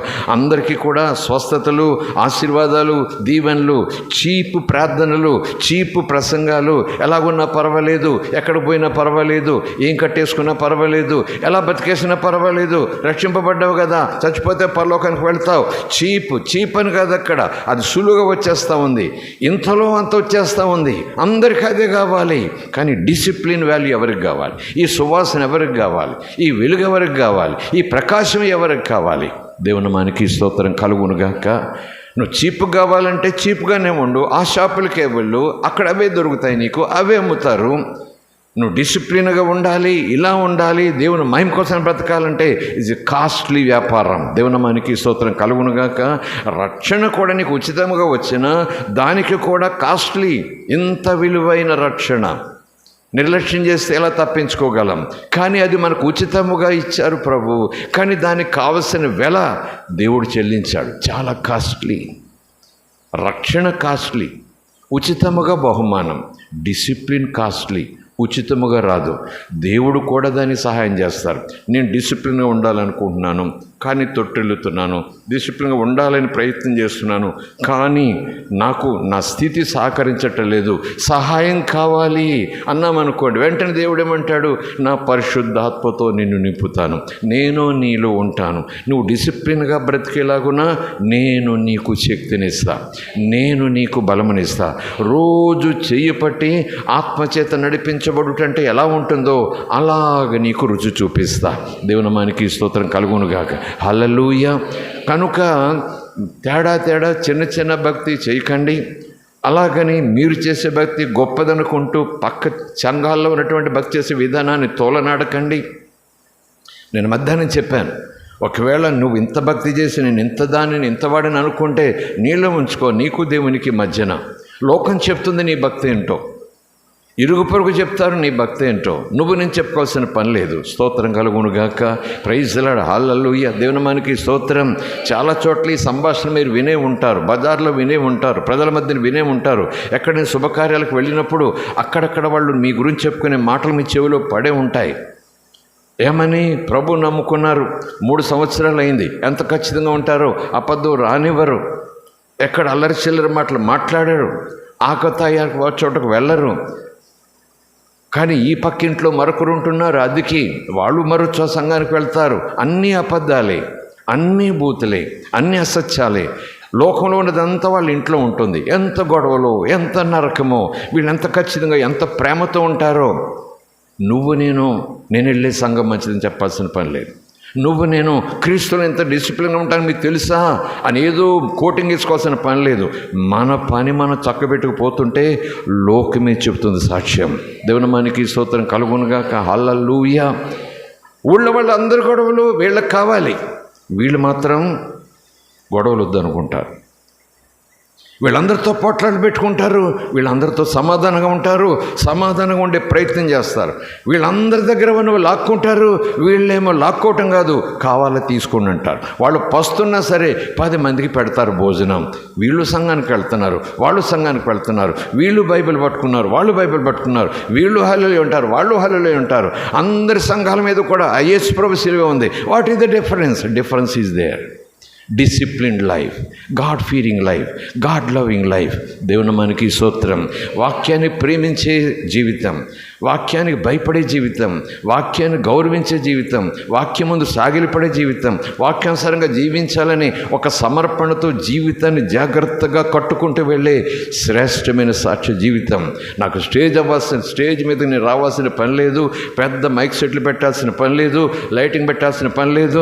నేను ప్రభువు నమ్ముకున్నాక ఏం చేశానంటే, ఎలాగున్నానంటే, ఎంత డిసిప్లిన్ ఉన్నానంటే, మా ఊళ్ళో ఎవరు లేరు, ఇంకో ఊళ్ళో ఎవరు లేరు, అసలు ప్రపంచంలో నేను అంత డిసిప్లిన్గా ఎవరు ఉండలేరు, కావాలంటే చూసుకోండి అని అస్సలు సభలో వేదికకి పిలిచి చెప్పాల్సిన పని లేదు. నేను నిలబడితే చాలు, నాలో ఉన్న సువాసన అందరికీ చెప్పేస్తుంది ఆ ఖచ్చితత్వం అంటే ఏంటో. దేవునామానికి స్తోత్రం. అలాగున మనం జీవించాలని, అలాగున మనం జీవిస్తే దేవుడు తన నామానికి అలా మహిమ తెచ్చుకోవాలని ఎంత ఆశపడుతున్నాడు. దేవుడికి ఎంత ఇచ్చాను అంత ఇచ్చాను అని అనుకుంటాం, కానీ దేవునికి నిజంగా ఇచ్చుట యందు ఆనందము కన్నా బలులు, అర్పణ, ఈ రూపాయలు, ఈ వెండి బంగారం, ఈ ఇచ్చుట ఆనందం కన్నా ఆయన మాట వినాలా జీవించుట ద్వారా వచ్చే సువాసన ఉంది చూసారా, అది దేవునికి ఘనత తెస్తుంది, అది దేవునికి మహిమ తెస్తుంది. అది పాత నిబంధనలో మాట, క్రొత్త నిబంధనలో యేసయ్య మాట మనం గతంలో జ్ఞాపకం చేసుకున్న కొద్ది నిమిషాల క్రితం. విస్తారమైనటువంటి కోడెలు బలిచ్చుట కన్నా, వేవేల దూడలు బలిచ్చుట కన్నా, యెహోవా కోసమే ఇంపైన దూడలు, మచ్చలేనివి, డాకులేనివి, వంకరలేనివి, గుడ్డివి కానివి, అసలు ఇలాంటి దూడ ప్రపంచంలో ఎక్కడా దొరకదు. అనేలాంటి ఇంపైన దూడ వచ్చినా సరే దానికన్నా యెహోవా మాట విని ఆ డిసిప్లిన్లో వెళ్ళటం దేవునికి ఇష్టమైన బలి. దేవునామానికి స్తోత్రం. హల్లెలూయా. ఇది మనం ప్రాక్టీస్ చేయాలి. పాటల ప్రాక్టీసు, మ్యూజిక్ ప్రాక్టీసు, ప్రసంగం ప్రాక్టీసు, వేదిక మీద మైక్ పట్టుకోవటం ప్రాక్టీసు, క్రికెట్ ప్రాక్టీసు, ప్రతిదానికి ప్రాక్టీసే. ఫైనల్ ఎగ్జామ్స్ వచ్చే ముందు ప్రీ ఎగ్జామ్స్ అంటారు, ఫైనల్ ఎగ్జామ్స్ ముందు ప్రీ ఎగ్జామ్ అంటారు, ప్రాక్టీస్ అనమాట. ఫైనల్ ఎగ్జామ్ ఎలాగుంటుంది, ఎలా సిద్ధపడాలని స్టూడెంట్స్ని సిద్ధపరుస్తారు, ప్రీ ఎగ్జామ్ అని పెడతారు. ఆ తర్వాత 4 రోజులు ఫైనల్ ఎగ్జామ్. భయం వేయకుండా శ్రద్ధగా చదువుకునేలాగున్నా, డిసిప్లిన్గా చదువుకోలేకున్నా, ఒక టైం టేబుల్ వేసుకుని చదువుకునేలాగున్నా, ఆటపాటలు దూరంగా ఉండి ఈ ప్రీ ఎగ్జామ్స్ నుంచి కూడా ప్రిపేర్ అయిపోతాడు పిల్లోడు. ఆ 4 రోజులు కూడా ధ్యాస పెట్టేస్తాడు. దేవునామానికి స్తోత్రం. Praise the Lord. హల్లెలూయా. దేవునామానికి స్తోత్రం కలుగునుగాక. చేతులెత్తి స్తోత్రం చెబుదాం. Hallelujah. Praise the Lord. Hallelujah. దేవునికి స్తోత్రం. ఒకవేళ ఇందా చెప్పాను కదా, క్రియల వల్ల మనం రక్షింపబడలేదు కనుక క్రియలు చేయాల్సిన పని లేదు, క్రియల మీద మనసు పెట్టకండి, ఇలాగుండాలి అలాగుండాలి ఊరికే రుద్దేసేయకండి. నేనంటాను, రుద్దేయటం అంటే నువ్వు రక్షణ కోల్పోతావు, నువ్వు ఇలాగుండకపోతే నువ్వు నరకానికి పోతావని చెప్పటం తప్పు. కానీ నువ్వు దేవుని బిడ్డవైతే ఇలాగ ఉండాలి కదా అని చెప్పడం తప్పెందుకు అవుతుంది అంటారు చాలామంది దైవజనులు. నువ్వు ఇలాగ ఉండకపోతే నువ్వు పొందిన రక్షణ కానే కాదు, నువ్వు నరక వ్యాప్తివి, నువ్వు అపవాద సంబంధివి, నువ్వు దెయ్యాలుడివి అని ముక్కు పగలగొట్టే కన్నా నువ్వు దేవుని బిడ్డవే, నమ్ముతాను, నీ రక్షణ ఖచ్చితం, నమ్ముతాను, నీ మనస్సాక్షి నీకు చెబుతుంది, నేను నమ్ముతాను, ఓకే. కానీ దేవుని బిడ్డవైతే ఇలాగ ఉండకూడదు కదా, అదైనా చెప్పాలి కదా. నువ్వు వెలుగు సంబంధం అయితే ఇలాగ ఉండాలి కదా, అది యేసు అన్నాడు కదా, అదేనా చెప్పాలి కదా. స్తోత్రం కలుగునుగాక. ఇదే చెప్పేది చెప్పకూడదు, ఇది చెప్పకూడదంటే యేసయ్య చెప్పాడు, ఇది చెప్పకూడదు పరిశుద్ధాత్ముడు అపొస్తలుల ద్వారా చెప్పించాడు, ఇది చెప్పకూడదు అక్కడ ద్వితీయోపదేశ ఖండంలో ప్రభు అంటున్నాడు, యెహోవా మోషే ద్వారా, సామెతల గ్రంథంలో సొలొమోను ద్వారా, ప్రకటన గ్రంథంలో ఆ దూత యోహాను ద్వారా, చివరికి యేసు ప్రభు, చివరికి పౌలు కూడా అన్నాడు. దేవుడు తండ్రి ఎవరినైతే ఎక్కువ ప్రేమిస్తాడో వారిని ఏం చేస్తాడు, శిక్షిస్తాడని ఉంది అక్కడ. క్రమశిక్షణలో పెడతాడు. Discipline. Disciple is none but having the divine life style with a divine discipline. ఆ డివైన్ డిసిప్లిన్కి ఆ మ్యాన్యుస్క్రిప్ట్ ఎక్కడుంది మనకి, ఆ బుక్లెట్ ఎక్కడ దొరుకుతుంది, ఆ డివైన్ డిసిప్లిన్ ఎలాగుండాలి, నాలుంచి ఆ డిసిప్లిన్స్ వాసన బయటకు రావాలంటే ఆ చిన్న బుక్లెట్ ఎక్కడ దొరుకుతుందండి, ఆ మార్గదర్శనం ఆ ప్యాంప్లెట్ ఎక్కడ దొరుకుతుందండి. ప్యాంప్లెట్ కాదు, బుక్లెట్ కాదు, బైబిలే యేసయ్య బోధే మనకు బుక్లెట్. పరిశుద్ధాత్మ ద్వారా అపొస్తలులు సంఘానికి నేర్పించిన డిసిప్లినే మనకు బుక్లెట్. దేవునామానికి స్తోత్రం. Praise the Lord. హల్లెలూయా. స్తోత్రం కలుగునుగాక. Praise the Lord. హల్లెలూయా.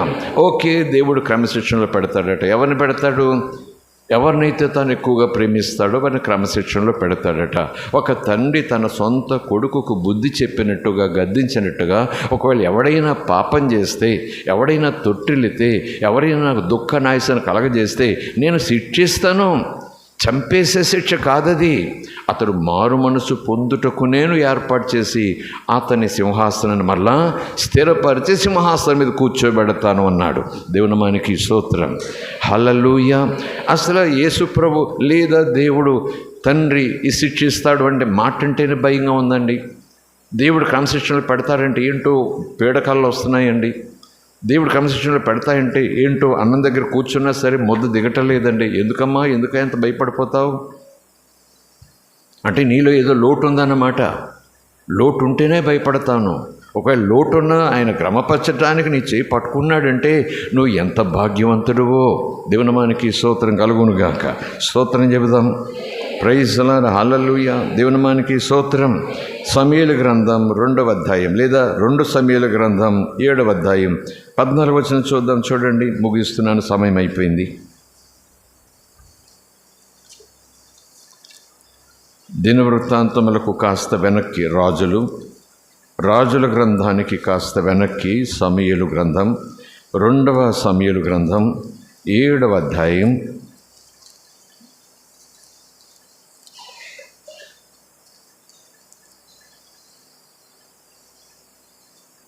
14-15.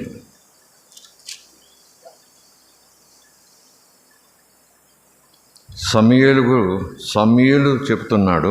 లేదా సమూయేలు గ్రంథంలో దేవుడు చెప్పిస్తున్నాడు.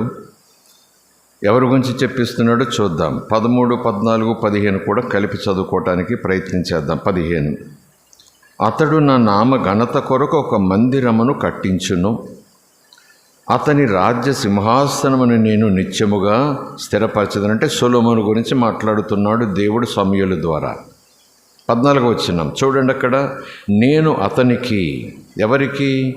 దేవునిని ఘనపరచాలని, దేవునికి ఒక మందిరం నిర్మించాలని, దేవుడు ఆయనకు ఒక సామర్థ్యం ఇవ్వగా, దేవుడు ఆయనకు ఒక జ్ఞానం ఇవ్వగా, దేవుడు ఆయనకు ధనఘనతలు ఇవ్వగా, అలాగున మందిరాన్ని నిర్మించే అతని రాజ్య సింహాసనం నేను నిత్యముగా స్థిరపరుస్తాను. 14వ వచనం, నేను అతనికి దేవుడుగా మాత్రం కాదు, తండ్రినై ఉంటాను. Praise the Lord. హల్లెలూయా.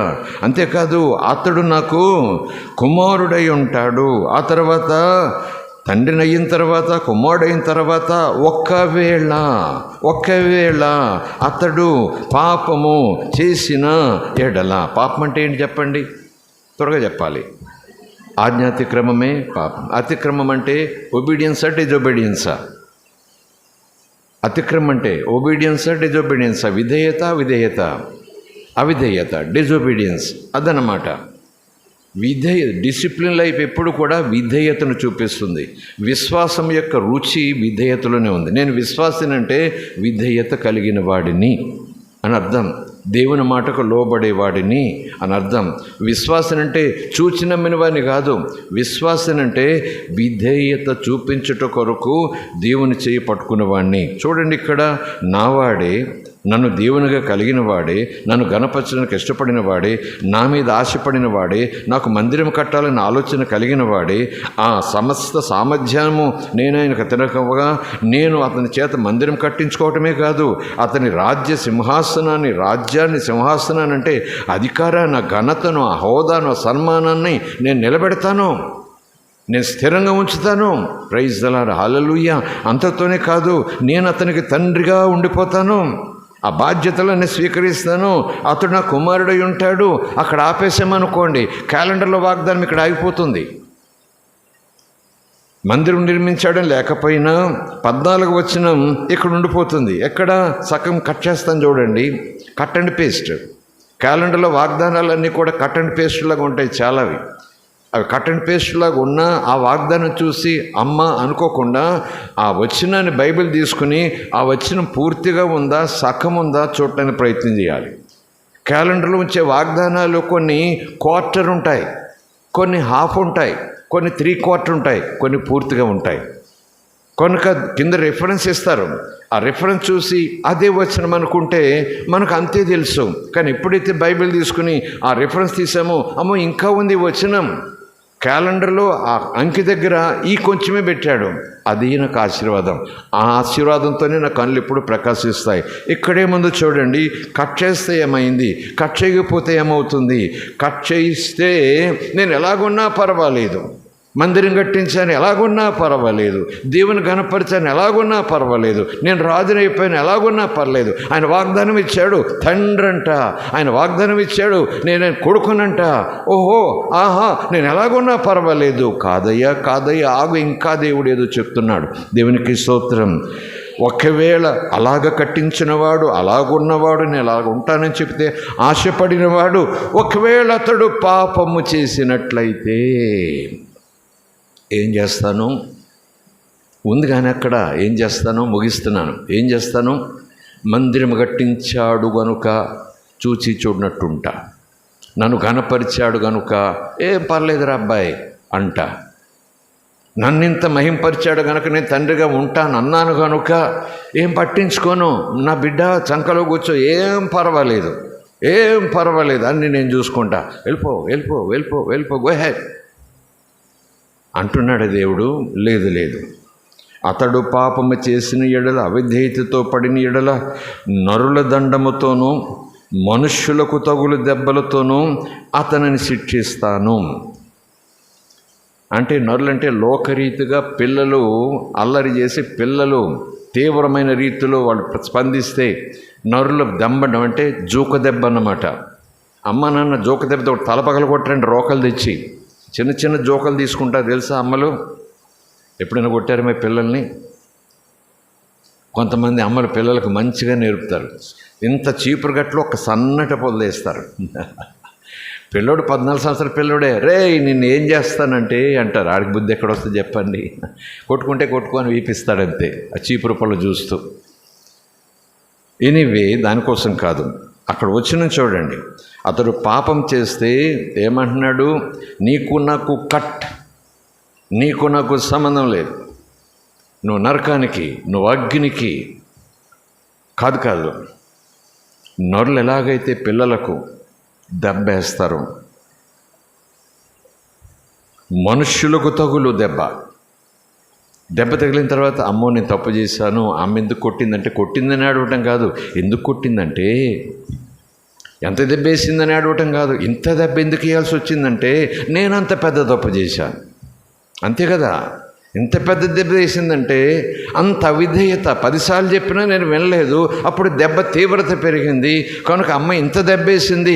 రోజు చిన్న చిన్న ముట్కాయలు వేసేది, ఈ రోజు కళ్ళు బయలుగమ్మాయంటే ఎన్నిసార్లు చెప్పినా నీకు బుద్ధి రాదురా అంటూ కొంచెం తీవ్రత పెంచినట్టుగా.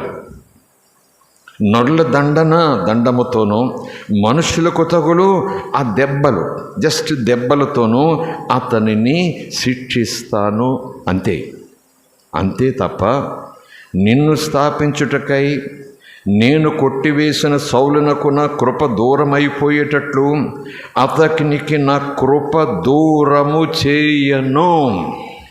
అతనిని దండిస్తాను కానీ నా కృప ఇప్పుడు అతనికి ఉంటుంది. మళ్ళీ నా కృపలోకి అతను స్వీకరించేసి సింహాసనం దింపేసి అడుక్కునేవాడిగా చేయను, అతని సింహాసనాన్ని మళ్ళా స్థిరపరుస్తాను. ప్రైజ్ ది లార్డ్, హల్లెలూయా.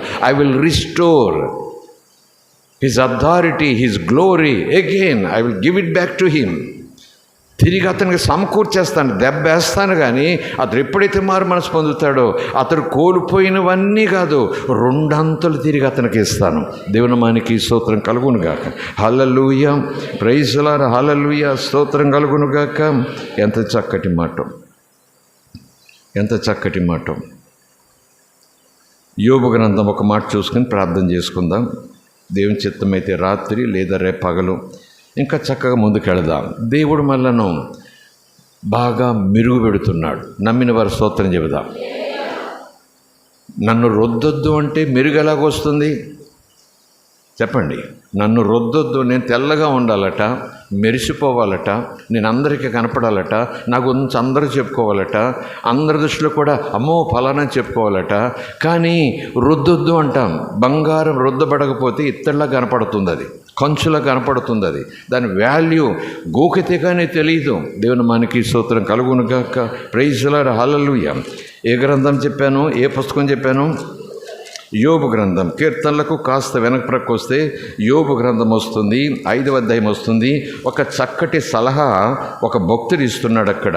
దేవుడే వ్రాయించాడు కదా, లేఖనాలన్నీ ఆత్మచేత వ్రాయించబడినవని మనం చదువుకున్నా కనుక ఒక ప్రత్యేకమైన ఉద్దేశంతో ఆ కాలానికి ఈ కాలానికి ప్రభు వచ్చే వరకు కూడా సంఘానికి అవసరమైన మాటలు ఇవన్నీ కూడా. 5వ అధ్యాయం 17వ వచనం చూద్దాం.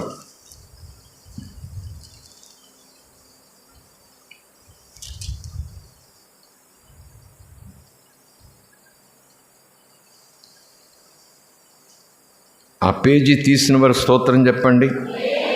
హల్లెలూయా. ఓహో, నేను చదువుతానని వెయిట్ చేస్తున్నారా? మంచి పిల్లలు. ఓకే, 17వ వచనం. దేవుడు గద్దించు మనుష్యుడు దౌర్భాగ్యుడా, దురదృష్టవంతుడా? ఎవరు చెప్పండి? భాగ్యవంతుడు.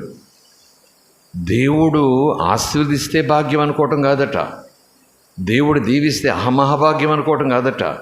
దేవుడు నా జీవితాన్ని క్రమపరచడానికి బాధ్యత తీసుకుని నా వంకరను సరిచేసి బజార్లో నన్ను మళ్ళీ పెర్ఫెక్ట్గా నిలబెట్టడానికి ఆయన చేసే ప్రయత్నం నేను భాగ్యం అనుకోవాలి.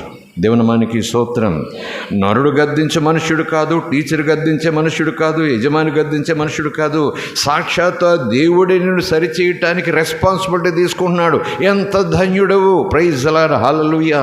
ఈ టీచర్ గద్దింపు స్కూల్లో ఫస్ట్ ర్యాంక్ రావటానికి, యజమాని గద్దింపు నీకు ప్రమోషన్ ఇవ్వటానికే కావచ్చు. కానీ దేవుని గద్దింపు ఈ లోకంలో అయిన మహిమ కొరకు జీవించేలాగున పరలోకంలో అయిన మహిమలో ఉండేలాగున నీకు ధన్యత తెచ్చిపెడుతుంది. దేవుని మనకి స్తోత్రం కలుగును గాక. దేవుడు గద్దించు మనుష్యుడు ధన్యుడు. కాబట్టి దేవుడు గద్దిస్తున్నాడు, గద్దిస్తానన్నాడు. అమ్మో నాకు పీడకలలు వస్తున్నాయి, అయ్యయ్యో నాకెంత దౌర్భాగ్యం, అయ్యయ్యో నాకెంత దురదృష్టం లభించింది, పడక దేవుని చేతుల్లోనే పడ్డానా, ఇంక అయిపోయాను అనుకోవటం కాదట. కాబట్టి సర్వశక్తుడగు దేవుని శిక్షను ఓ సంఘమా అని నేను పెడుతున్నాను అక్కడ ఈరోజు. ఓ సంఘమా, ఆయన నిన్ను క్రమపరచటానికి నిన్ను శిక్షిస్తే నువ్వు చిరాకు పడకు, తృణీకరించకు, పారిపోకు. దేవుని మనకి స్తోత్రం కలుగునుగాక. కాబట్టి మామూలు శక్తి కాదు, సర్వశక్తుడకు దేవుడిచ్చే ఆ క్రమశిక్షణ ఫలమును నువ్వు తృణీకరించొద్దు. నేర్చుకుంటే నువ్వు బంగారం అయిపోతావు. దేవుని మనకి స్తోత్రం. మ్రొక్కై వంగనది మానై వంగుతుందా అనేది ఇక్కడ సరిపోతుందో లేదో నాకు తెలియదు. కానీ రేపొద్దుట నీ జీవితం వేల మంది మధ్యలో ప్రకాశింప చేయటానికి, ఈరోజు నీ బ్రతుకులో ఉన్న చేదును తీసేయటానికి ఆయన ప్రయత్నం చేస్తుంటే, ఆ చేదు ఆయనకు చేదేమో కానీ నాకు అది చాలా మధురం అని నేను దాచుకుంటున్నాను. ఆయనకు అసహ్యమేమో కానీ ఇది నాకు చాలా సుఖం అంటూ నేను దాచుకుంటున్నాను. విడిచిపెట్టమన్నా విడిచిపెట్టను, వదిలేయమన్నా వదిలేయను, నీకు ఎందుకు రా బాబు అన్న వదిలేయడం, నీకు కీడవుతుందన్నా సరే నాకు ఇష్టం గనక తీసే ప్రభా అంటాను కానీ పట్టుకుంటా, మార్చే ప్రభా అంటాను కానీ పట్టుకుంటా, నా లేవనెత్తి ప్రభా అంటాను కానీ మురికి గొడ్లో కూర్చుంటా. కానీ ప్రభు అంటున్నాడు, అప్పుడు ఏం చేయాలి? నేను మార్చు అంటావు, మారవు. నా లేవనెత్తు అంటావు, చెయ్యి అందించవు. దేవుని మనకి స్తోత్రం. నీలో ఏముందో చెప్తాను, అది ఎలా తీసేసుకోవాలో చెప్తాను, తీసేసుకోకపోతే ఏమవుతుందో చెప్తాను. తీసే ప్రభా అంటావు, తీసేసుకుంటానంటావు, మళ్ళీ గొప్పగా ఎనపెట్లో పెట్టి దాచుకుంటావు. నీకేం చేయాలి? నేను వదిలేయలేను, శాశ్వతమైన ప్రేమ, నేను విడిచిపెట్టలేను, కొడుగ్గా చూసుకుంటున్నాను, నేను విడిచిపెట్టాను, తండ్రి బాధ్యతలు స్వీకరించాను, ఏం చేయమంటావు? ఇక చెయ్యక తప్పదు, బుద్ధి చెబుతాను. చేదు తీసేస్తాను, అప్పుడు నువ్వు నాకు కాదు లోకానికి రుచికరంగా ఉంటావు నువ్వు. ప్రైజ్ ది లార్డ్, హల్లెలూయా. సమాజానికి రుచికరంగా ఉంటావు నువ్వు, నీకు నీవే రుచికరంగా ఉంటావు. ఇలాగుండి దేవుడు మనల్ని మలచడానికి ఇష్టపడుతున్నాడు. ప్రైజ్ ది లార్డ్, హల్లెలూయా. ఆనందంగా ఉందాం, సంతోషంగా ఉందాం, కానీ వాక్యపు హద్దు మనం దాటకుండా చూసుకుందాం. ప్రభువులను క్రమశిక్షణలో పెట్టడానికి నేర్పిస్తున్నాను అనుకోండి, నేర్పించు ప్రభా నీ దాసుడను నేర్చుకుంటా. మలుచము ప్రభా నీ దాసుడను మలుచబడేలాగా నీ చేతుల్లోనికి నా జీవితాన్ని అర్పిస్తా. ఒక్కరోజు పాఠమైంది, 7 రోజుల ఉపవాసాలు చెప్పాలా? రోజు ఈ మాట చెప్పాలి, రోజు ఈ మాట చెప్పాలి.